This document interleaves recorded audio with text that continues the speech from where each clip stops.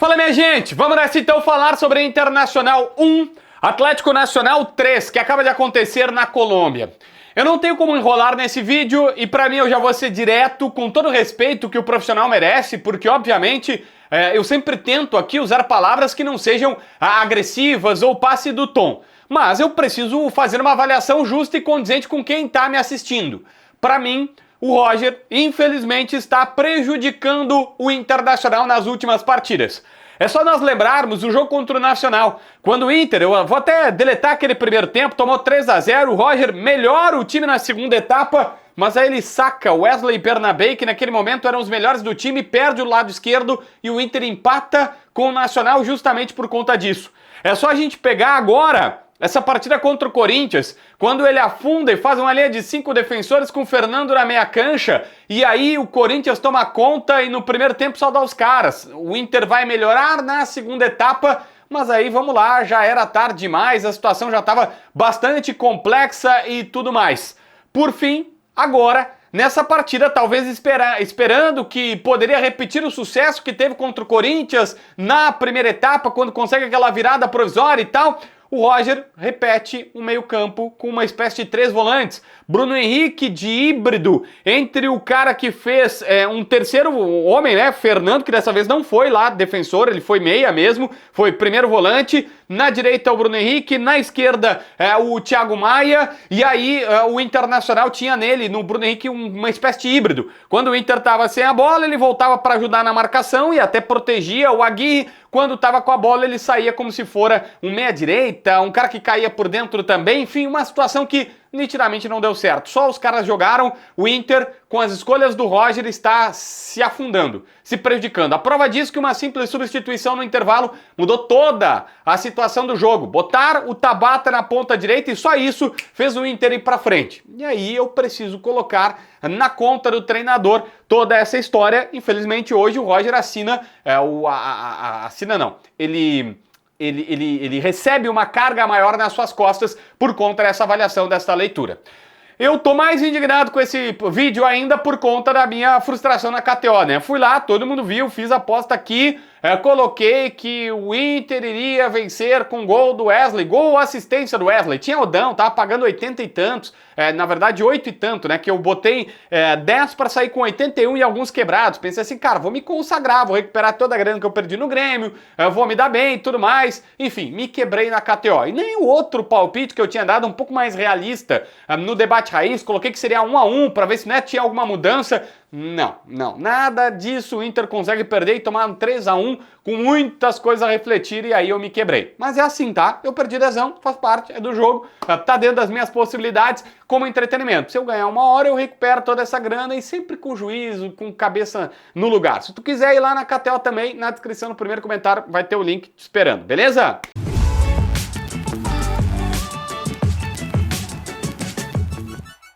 Gente, olha só, eu não consigo imaginar que seja apenas uma questão de vontade ou falta de vontade para o Internacional ter jogado num primeiro tempo tão ruim e um segundo tempo tão melhor, embora ainda já com as dificuldades, porque os caras já tinham construído o resultado no primeiro tempo e aí no segundo eles nitidamente jogaram por uma estratégia, por 2 bolas e conseguiram fazer o 3-1.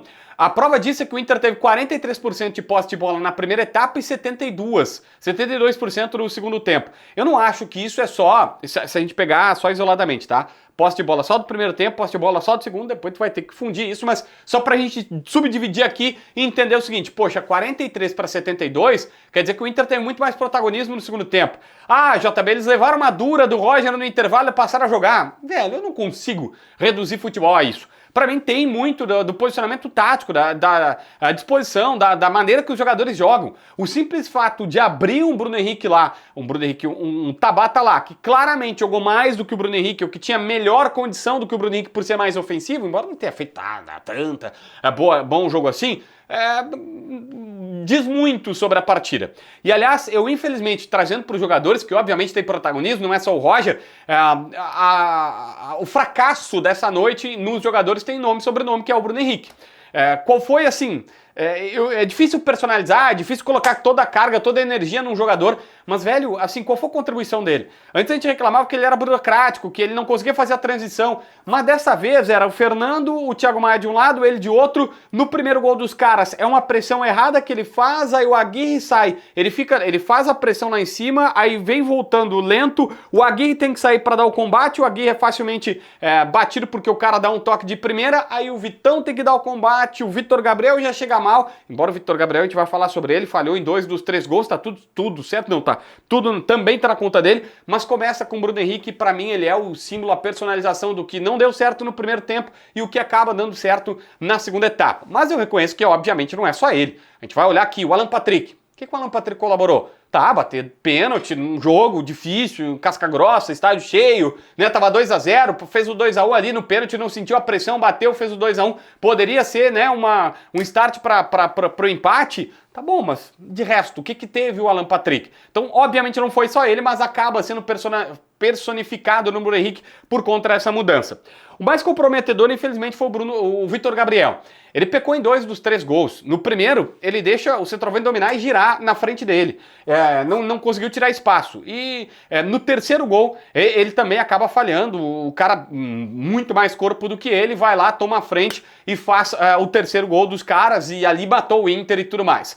O Vitor Gabriel não fez uma grande noite, é um baita de um zagueiro, eu brinco que ele é o Vitão Canhoto, pra mim, com mais até qualidade na bola aérea, mas infelizmente dessa vez ele não foi bem, a gente precisa falar, faz parte, ninguém vai chegar aqui e dizer que o menino não tem mais carreira, não pode jogar mais futebol, mas nessa noite ele foi o mais comprometedor de todos, 2 falhas importantes deles, ou 2 momentos que ele poderia ter salvado o Inter, acabou não conseguindo.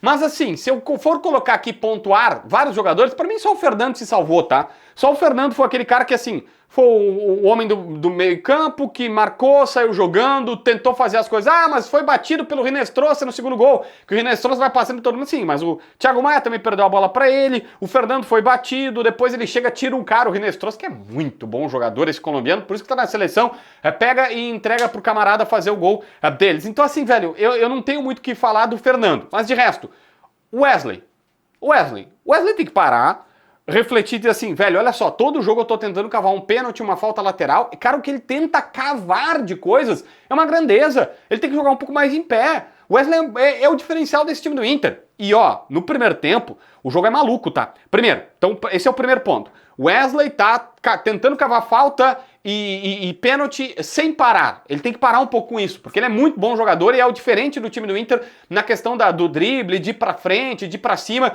de fazer, de entregar algo diferente, de bagunçar com as defesas adversárias. Beleza, ponto nova linha.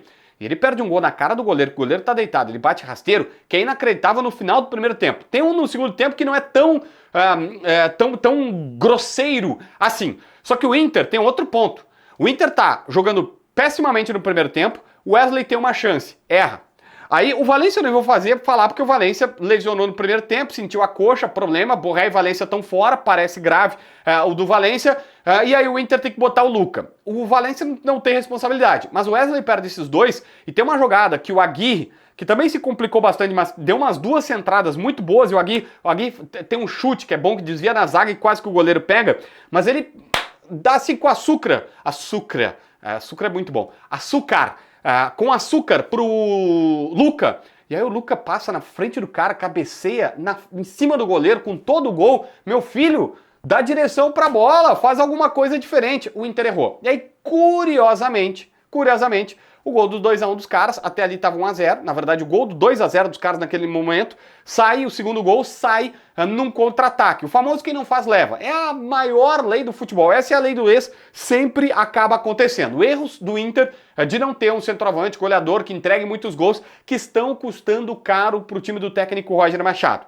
O Inter conseguiu se complicar demais no seu grupo da Libertadores. Ainda é possível classificar, é óbvio, dá para vencer as 2 partidas, o Nacional lá, o Bahia aqui, dá para conseguir um empate, uma vitória, enfim. Mas assim, o Nacional reacendeu, o Nacional do Uruguai reviveu, o Nacional da Colômbia também, agora pelo Inter, e tá ficando mais difícil. O Inter tá se complicou bastante no seu grupo, principalmente pelo que não está jogando. Se o Inter estivesse jogando, gastando a bola, e o cenário é 2 vitórias contra Nacional lá e Bahia aqui, eu ia dizer, tá bom, velho, pelo amor de Deus, é o Inter, vai conseguir.